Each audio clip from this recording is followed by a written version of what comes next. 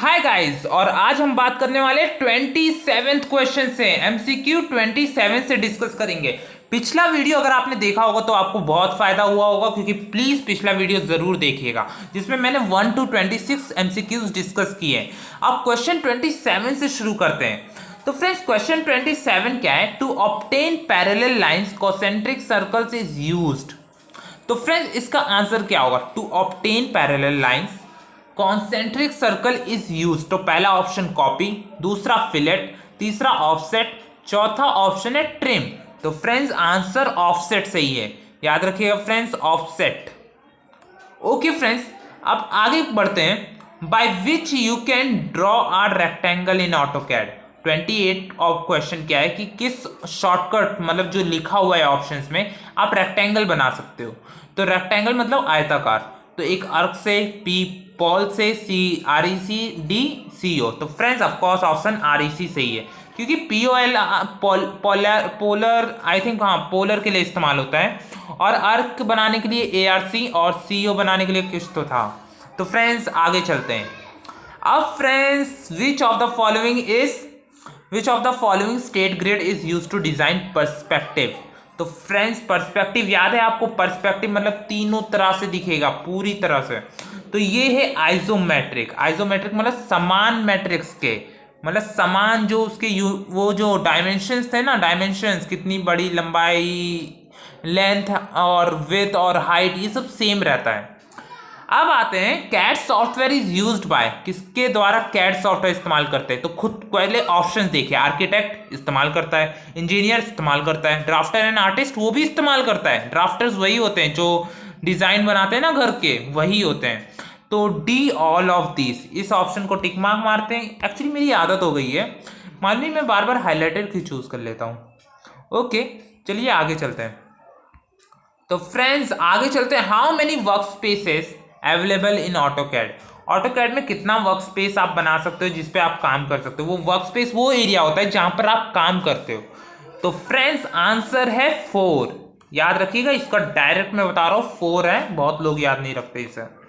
Fillet command is use to create. Fillet याद है friends? Fillet, तो फिलेट एक होता था, आप वो कॉर्नर जो होता है ना, नोकीला, तो वो किसी को पसंद नहीं होता, क्योंकि वो हार्मफुल होता है, किसी को चोट लग सकती है या उससे स्ट्रेस प्रॉब्लम आती है।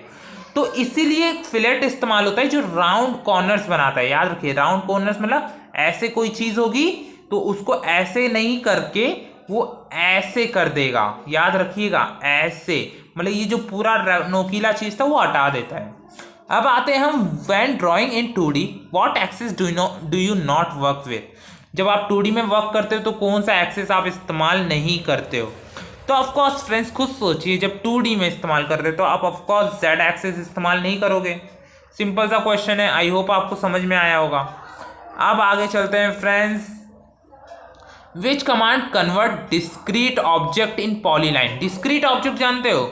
अलग अलग टाइप के जो ऑब्जेक्ट्स होते हैं वो पॉलीलाइन। कौन से, मतलब विच कमांड कन्वर्ट डिस्क्रीट ऑब्जेक्ट, जो आपने बनाया है ना बहुत सारे लाइंस इस्तेमाल करके अलग अलग, तो उसको कौन सा इस्तेमाल करके आप कर सकते हो? तो जॉइन इस्तेमाल करिएगा, आप उससे सारे मतलब लाइंस को एक ही ऑब्जेक्ट में क्रिएट कर सकते हो। जैसे कि अगर मान लीजिए मैं क्या कर रहा हूँ, एक लाइन बनाया, फिर दूसरा लाइन बनाया, तीसरा, अब मैंने कुछ बना दिया है। अब ये अलग अलग लाइन है तो ये एक ऑब्जेक्ट नहीं कह सकता, लेकिन अगर मुझे इसको एक ऑब्जेक्ट बनाना है तो वो जॉइन इस्तेमाल करता हूं। अब फ्रेंड्स आते हैं, which of the following not is not a shortcut की, मतलब keyboard shortcut of AutoCAD. Of course बकवास क्वेश्चन है। क्वेश्चन क्या कह रहा है 35 की, कौन सा कीबोर्ड शॉर्टकट नहीं है ऑटोकैड का? तो Alt+B सबसे अच्छा ऑप्शन है। Alt+B इसका राइट आंसर है। तो प्लीज फ्रेंड्स याद रखिएगा, Alt+B। अब फ्रेंड्स याद रखिए, what do the letters UCS in AutoCAD stands for.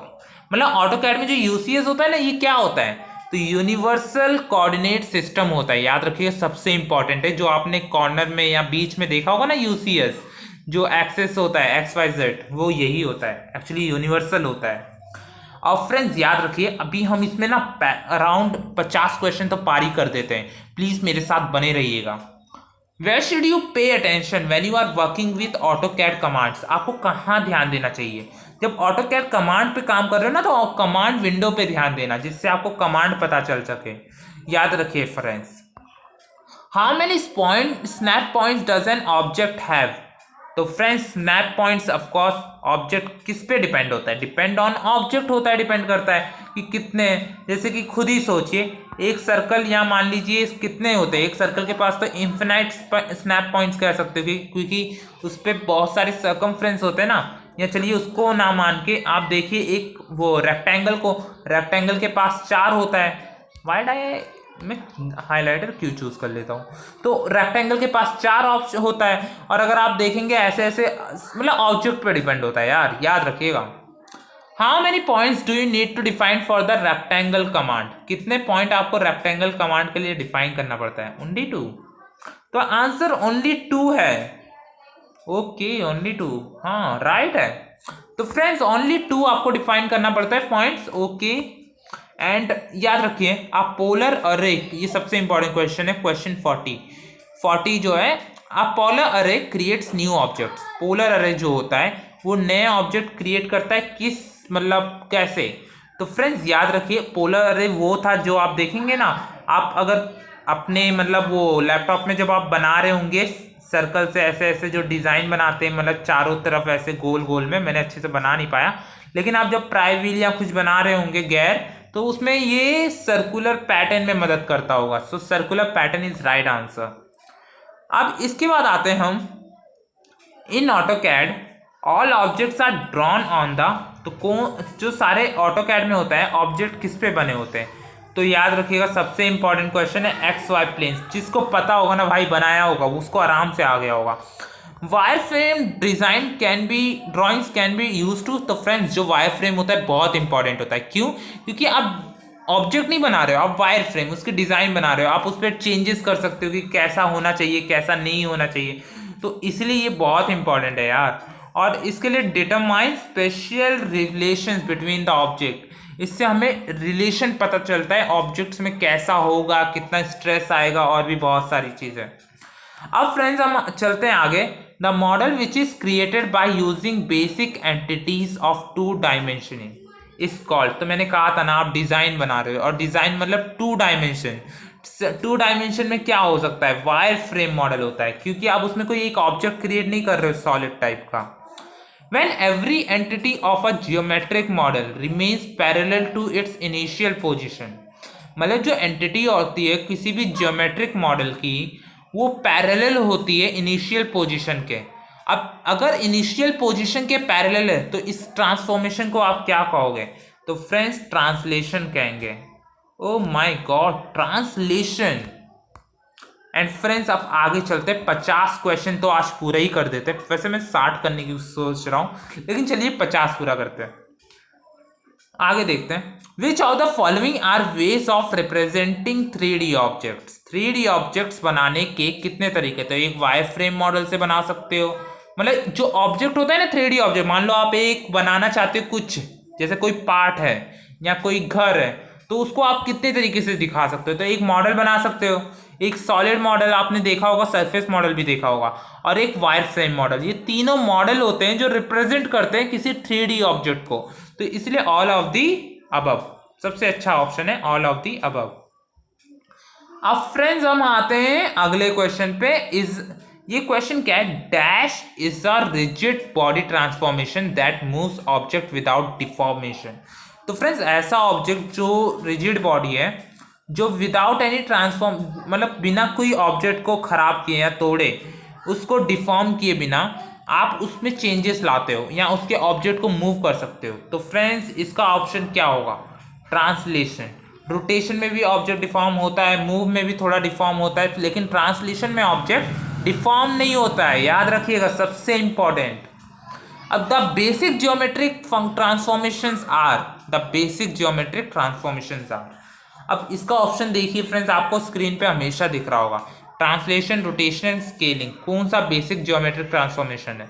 तो फ्रेंड्स चारों है, मतलब तीनों है, ट्रांसलेशन, रोटेशन एंड स्केलिंग। सबसे इंपॉर्टेंट है फ्रेंड्स, याद रखिएगा, ऑल ऑफ द अबव। अब आगे चलते हैं फ्रेंड्स। 48 हो गया है, खुशी मनाइए, 48 मतलब चलने वाला है। The rotation axis that is perpendicular to the x y plane and passes through the pivot point is known as. तो फ्रेंड्स जो रोटेशन एक्सिस होती है जो perpendicular to the x y plane है, एक्स वाई प्लेन के perpendicular, और जो pivot point से पास करती है उसको हम कहते हैं रोटेशन। आप खुद सोचिए, परपेंडिकुलर है एस वाई प्लेन के और रोटेट करेगी तभी तो पिवट पॉइंट से पास हो रही, तो रोटेट तो कर रही होगी। अब आगे चलते हैं friends. An ellipse can also be rotated about its centre coordinates by rotating major and minor axis. याद रखिए एलिप्स के दो एक्सिस होते हैं, अगर आप उससे रोटेट करेंगे तभी इसके सेंटर कोऑर्डिनेट्स मतलब रोटेट करोगे आप तो ये रोटेट हो जाएगा, मतलब डिफॉर्म नहीं होगा। तो मेजर एंड माइनर एक्सिस, वरना किसी और तरीके से मूव करोगे तो एक्सिस बिगड़ जाएगा। The transformation that is use to alter the size of an object is. अब जब ट्रांसफॉर्मेशन दैट इज यूज, मतलब सोचिए ट्रांसफॉर्मेशन किससे रिलेटेड होगा। ट्रांसफॉर्मेशन आपने दो चीज देखा होगा, सबसे हम पढ़ रहे हैं तब से ट्रांसफॉर्मेशन बार बार आया, एक ट्रांसलेशन, रोटेशन और स्केलिंग, और फिर रिफ्लेक्शन, और भी कई प्रकार के होते हैं। तो लेकिन सबसे ज़्यादा इंपॉर्टेंट क्या है यहाँ, क्या बोला, साइज के ऑब्जेक्ट को अगर आप चेंज करना है साइज को, तो वहाँ पर आप खुद सोचिए आप स्केलिंग लेंगे ना, क्योंकि स्केल ही तो साइज डिफाइन करता है। तो इसलिए ये क्वेश्चन इंपॉर्टेंट था। अब हमने इस वीडियो में 50 पूरा कर लिया है। अगर आपको ये वीडियो पसंद आया ना तो लाइक कमेंट शेयर ज़रूर करिएगा एंड सब्सक्राइब भी करना मत भूलिएगा यार।